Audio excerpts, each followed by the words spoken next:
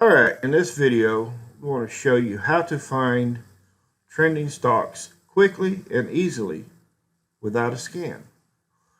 We're just going to use simply a watch list. Let me detach this watch list out here. Whoops. Let me do that. Let me grab me a watch list. And I only trade the S&P 1 day trade options on the S&P 100, but you can use this. Will work for any watch list. Detached. There we go. We'll detach this gadget here.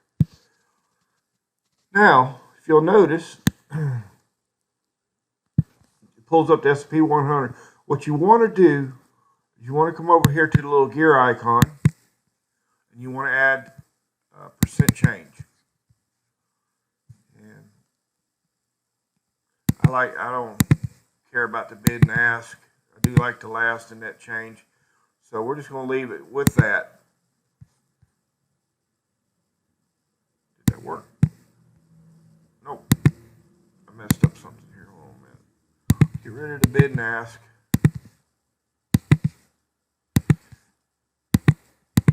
Add percent change. There we go. All right. Detach this again. Look at here, you got the S&P 100 stocks. What I do is I just sort by the percent change. You'll notice today's big down mover, put this to red here, big down mover was Qualcomm, and you notice it trended down.